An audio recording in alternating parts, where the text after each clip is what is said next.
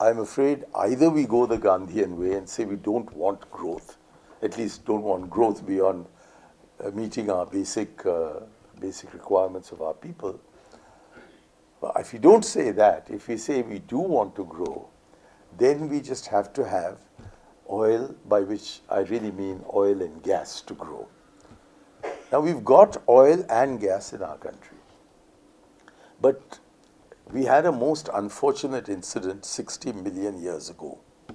60 million years ago, when Gondwana split from Antarctica and started floating towards Eurasia, we made the dreadful mistake of not steering past Madagascar quickly enough.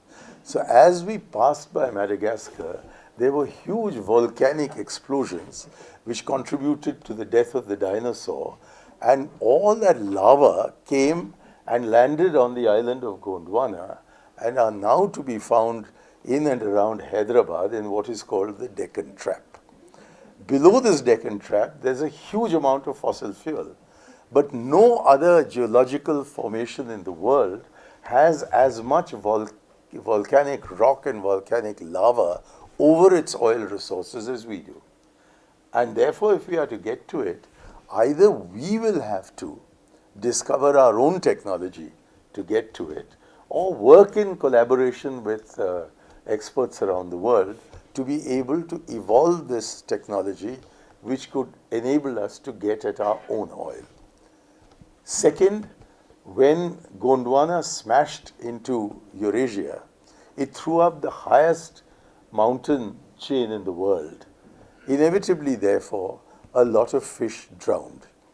And all those fish that have drowned have been converted over these millions of years into potential hydrocarbons.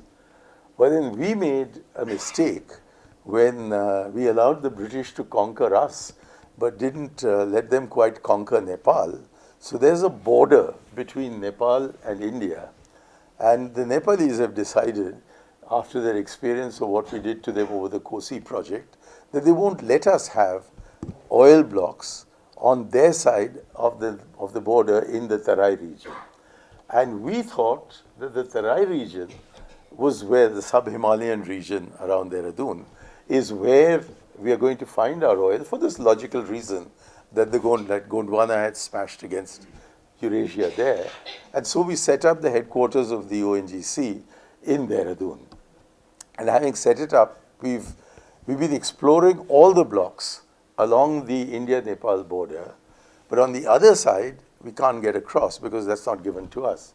So Cairn Energy came in 2003, made the single biggest onshore discovery globally in 2003 in the Bardmer region, and decided to stay on. And their technique, or their thinking, their strategy at the time was that they would take blocks in Nepal and have a joint venture with the ONGC, and by getting together the blocks on the Nepal side with the blocks on the Indian side, we would be able to restore the geological integrity of the sub-Himalayan region and thereby get access to the oil which must be there, because when fish die, unless they're eaten by Bengalis, they turn over 60 million years into oil.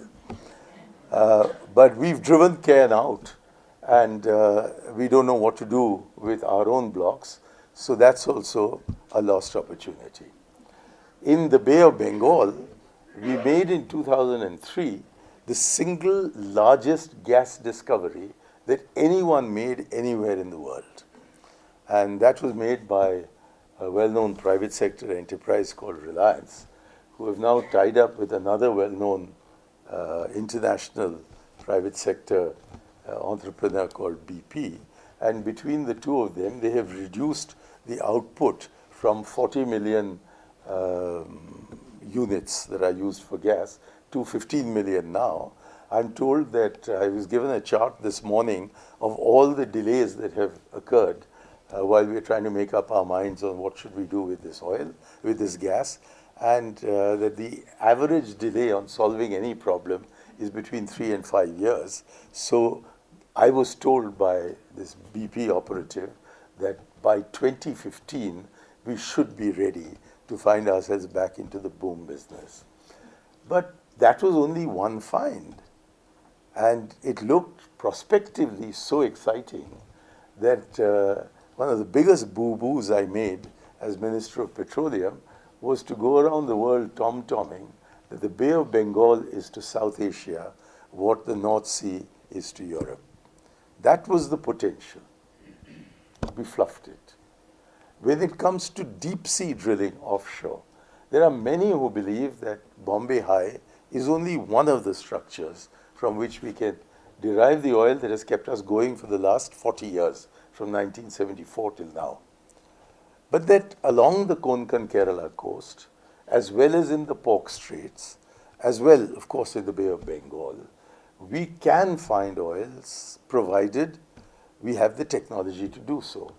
And the problem with the technology is that in the Arabian Sea, usually you have to go to a depth of about 10,000 meters to be able to hit land below the sea and then start pulling out your hydrocarbons.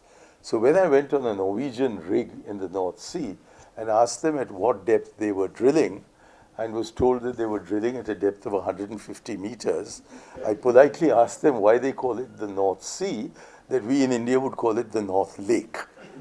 Now, this is a technology, again, we need to invent or build up ourselves or build through collaboration intellectually with others. Now, corporations are not in the business of thinking. Commissions are. So the ONGC, which began as a think tank, it was called the Oil and Natural Gas Commission. Ever since it was converted into a corporation, the Oil and Natural Gas Corporation Limited, and listed on the Bombay Stock Exchange, then there are some people sitting in front of me who I think would have taken great advantage of that. But the country has grossly lost because instead of pursuing knowledge, the ONGC is pursuing profits. And of course, it's required to do so as a listed company on the stock exchange. So in these circumstances, the decision of the government of India to vacate the commanding heights of the economy and not capture the commanding heights of the knowledge bank of India means that we've lost on both fronts. We can get our own hydrocarbons, but it requires a major thrust in the direction of increasing our knowledge base and building up these links with everybody else. There was a similar problem that was faced by the Soviet Union in the 1920s, when there were various kinds of blockades placed on the Soviet Union. They decided that they would get their gas through a process called underground coal gasification, UCG. And it's a very simple thing that you build a shaft through which you send as much air as what highest pressure possible. And having built this shaft in a vertical direction, then when you reach the coal bed, you go horizontal, and then you have the shaft go up vertically. And as a result of that, the coal gets gasified underground and emerges as gas. But after they became the world's biggest repository of gas, the Soviet Union had no further use for a technology that they found and utilized in the 1920s and was therefore a key element in the very successful 5-year plans, at least the economically successful 5-year plans that the Soviet Union had in the 1930s. So I went there and asked them if they'd give us the technology. We set up a pilot project in 2005 in Gujarat. It is still to reach any kind of conclusion. And it's amazing that we pay so little attention to it that I've never seen a story on underground coal gasification in the country. The Bay of Bengal happens to be the world's richest reservoir of something called gas hydrates. But so far, a technology has not been invented to commercialize gas hydrates. If we got that technology, we could easily become the world's biggest supplier of gas from gas hydrates. So we got all this potential, but if you only think of the market, and if you only think of what happens on the Bombay Stock Exchange, and don't realize that there are things that happen in this world that are not controlled by market forces, then of course you're going to fall flat on your face, as we have, because the Ministry of Petroleum is not concerned with knowledge networks, it's no longer concerned with oil diplomacy, it's concentrating on discovering what is the best price of gas at which a somewhat recalcitrant private sector company might be incentivized to start restoring its production to the 40 million level which it had reached nearly 2 years ago. So in these circumstances, where do we come into global oil diplomacy? We come into it in two ways, separate ways for oil and gas. In the case of oil, the price of oil in the world is largely determined by what is called the Western Texas Index, WTI. But oil production in Western Texas has been declining so sharply over the years that there's virtually no oil produced by which the index is determined. And the other is the crude Brent index, which is the index for North Sea oil discounted. And there too, production levels have been declining. At the same time, the need for petroleum has dramatically, or for oil I mean, has dramatically decreased in recent years. And this is because of the commercialization of shale gas that has been rendered possible by this astronomical rise in oil prices with which gas prices used to be linked. This astronomical rise in oil prices has made it feasible to put in the investment required to acquire what is called tight gas, that is the gas that is trapped between shale in rocks. There are environmental problems and there is a very large requirement of water. But in Canada and the United States of America, in the last few years, shale gas production has zoomed in such a manner that the price of oil has become almost irrelevant. And what is really relevant for us is that the link between the prices of LNG, that is liquefied natural gas, at the main importing port in the United States, which is called Henry Hub, and the world gas prices has snapped. And where, when I was the minister about 8 years ago, it was impossible to get the Qataris to agree to give us any gas until about 2020, and we were on our knees and threatening to withdraw all Malayalis from Qatar, which would really bring down that country totally, in order to get some kind of contracting on LNG. Today, the Qatari LNG vessels are wandering around the Atlantic Ocean waiting for somebody to buy that gas. So we are there's been a huge geopolitical change in oil and gas. Oil has ceased to be as significant, as absolutely critical as it used to be. And therefore, if on the New York Metal Exchange, your prices of oil per barrel go up to over $100, largely owing to trading by people who wouldn't know the difference between a barrel of oil and Christmas cake. They're just speculating there. So if the price of oil zooms, but it doesn't affect the economy because they're switching to gas, and if they're switching to domestically produced gas, thereby making internationally available gas cheaper, then surely our entire energy diplomacy should be oriented towards understanding that we are in a completely new world, that the world that obtained in the 19th century, the world which almost fell beyond the grasp of the Western powers during the Second World War, but was restored by the actions taken by the Western powers in the immediate aftermath of the Second World War, that's a world that is in the process of disappearing. And that a country like Saudi Arabia actually needs us. That a country like Indonesia actually needs us because they need markets for their output. And a country like India, which is deficient in hydrocarbons, is an attractive destination for their oil. And equally in Northern Asia, there is another boom taking place. Till now, the oil as well as the gas, which the Russians, to give them their name today, although I keep calling them the Soviet Union, but the Russians have been exporting oil and gas largely from the Western Urals. They're running out of that now, and all significant new investment is taking place in eastern Siberia, as they call that huge landmass which extends from the Urals right across to the Pacific Ocean.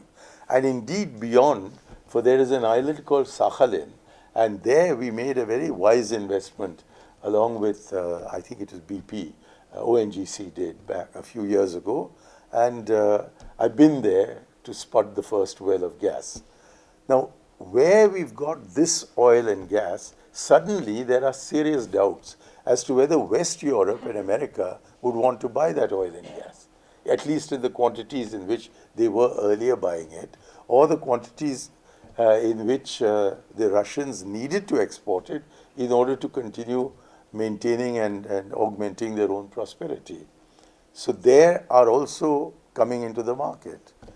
All this means that Asia needs to recover its identity.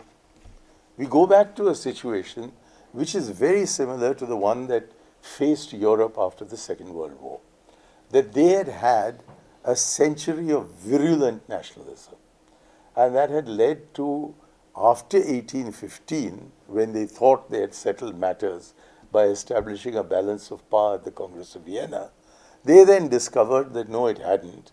You had the world's worst massacre in history between 1861 and 1865 in the United States of America, the American Civil War.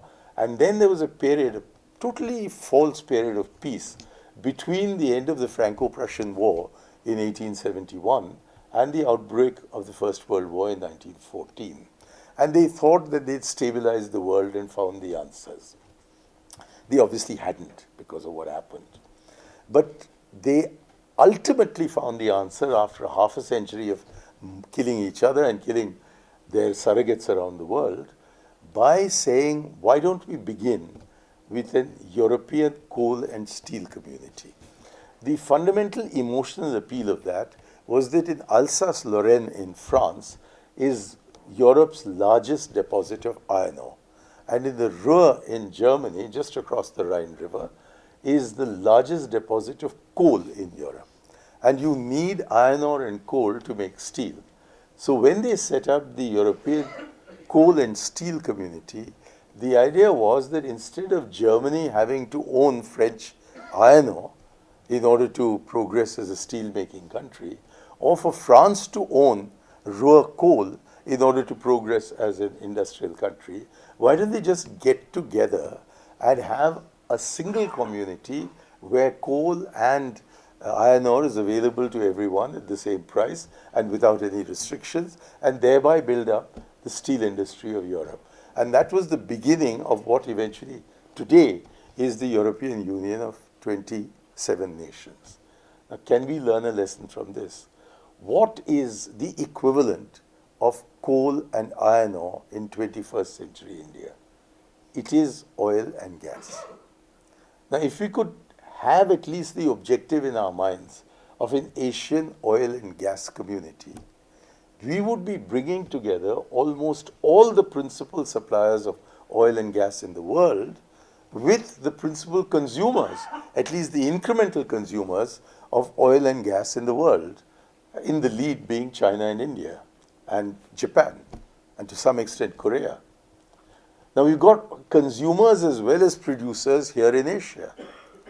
But we are all divided, first among suppliers and buyers, and second, much worse, in a group called OPEC, which begins in Venezuela and ends in Qatar or in Iran. And then we have also the European energy forums that are attached to European organizations in Paris, and a sense that this is our gas in Asia and we are the ones who need to use it is absent from the diplomacy of the countries of Asia. But if we go back to the origins of our own foreign policy, as Nirupam was pointing out, this, I think, as far as I remember, he didn't mention this particular element because it wasn't quite relevant to what he was saying, is that the first foreign policy initiative taken by India when it was going towards its independence was the Asian Relations Conference, to which most of the delegates came from liberation movements and not from established governments. And the idea then was that we would convert the Asian Renaissance, which was symbolized at Shantiniketan by Vishwabharati, the Asian Renaissance, which had restored self-respect in Asia's civilization, which is in many ways a composite civilization, into an Asian resurgence. And that to do this, we would prevent the West from talking of one part of Asia as the Middle East and some other part of Asia as is the Far East and some other part of Asia as the Central East or Central Asia. Nehru deliberately insisted on this, that we regard the countries that go up to the Suez Canal as West Asia. We don't call it the Middle East. For India, the Middle East lies somewhere near Seattle. How can it lie to our west? So we have West Asia, we have North Asia, we have Central Asia, which has now come into its own. We have East Asia, we have Southeast Asia, we have South Asia. But what is common to all these is Asia. And if we have a sense of an Asian identity, then we suddenly truly become the masters of the most important resource for economic growth, which is oil and gas.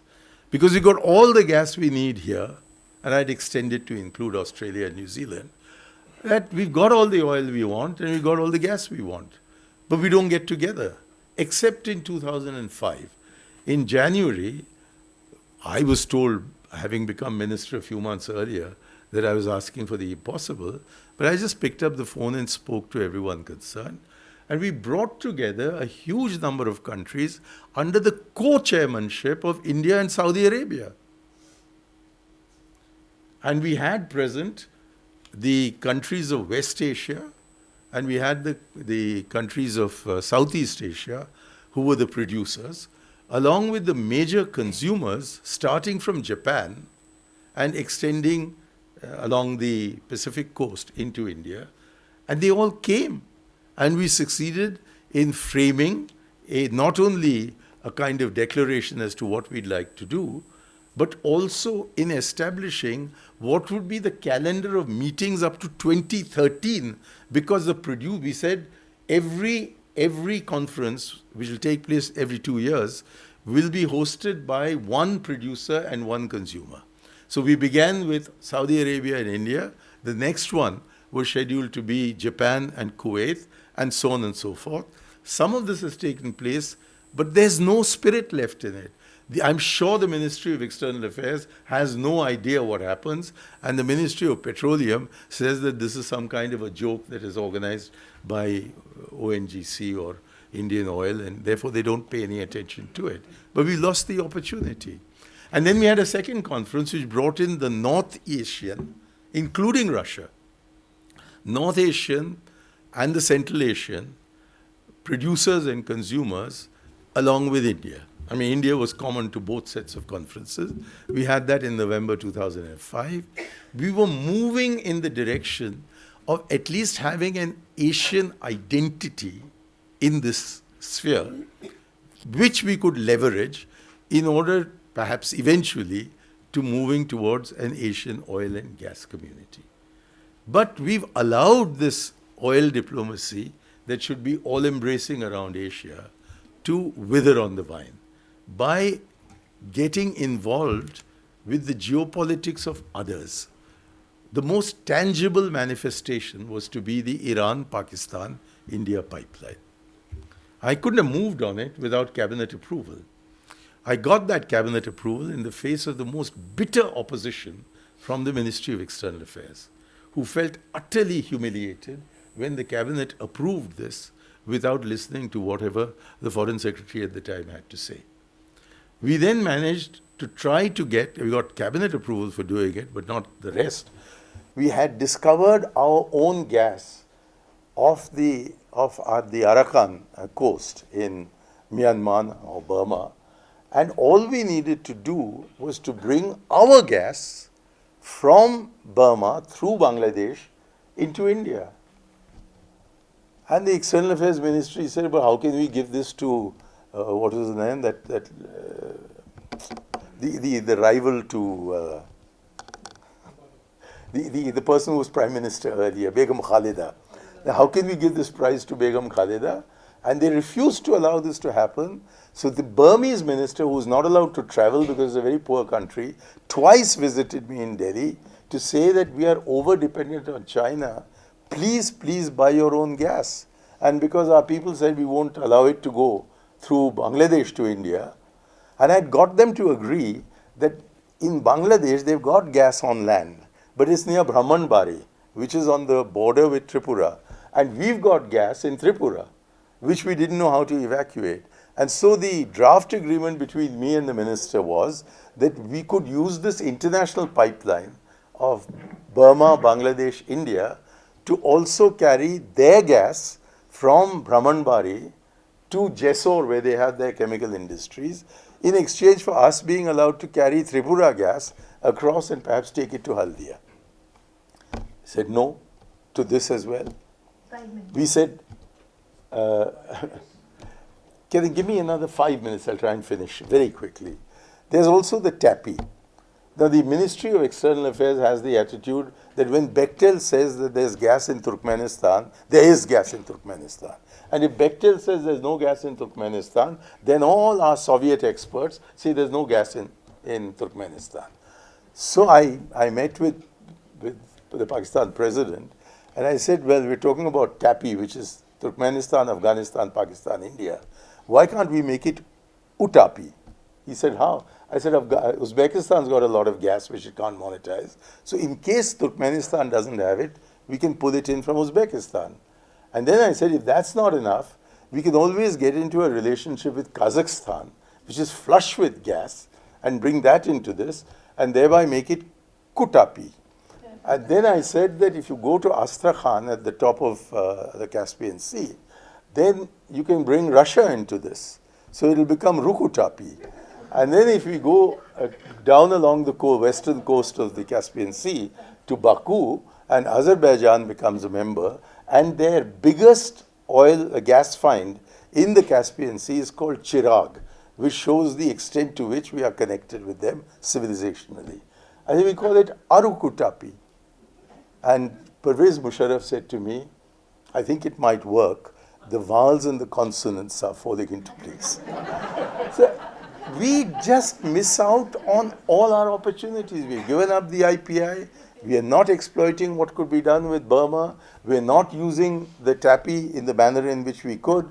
We are not arranging switch deals. Why should Japan be buying gas from Sumatra when Sumatra is 80 kilometers from Indira Point in the Andaman and Nicobar Islands? 80 kilometers is how far we are. So I'd said to the Japanese that we'll give you our gas from Sakhalin, which is literally next door for them. And in exchange, let us take the gas that you've contracted from Indonesia and bring it into India. And Australia was coming up as a major supplier of LNG. We haven't built one single regasification plant in all these years along either of these coasts of India. So if we do not understand the geopolitics of oil and gas, well, who's going to teach it to us?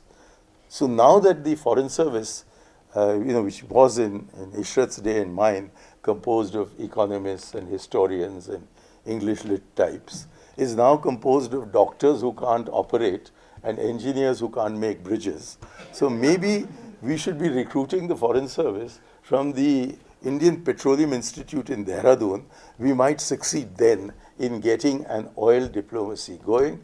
But so long as these mandarins who know nothing about these subjects but believe that they know a great deal about diplomacy are allowed to maintain the stranglehold on our diplomacy, I'm afraid we're going to continue to be a very poor nation with lots of very, very obscenely rich people sitting on top. Thank you.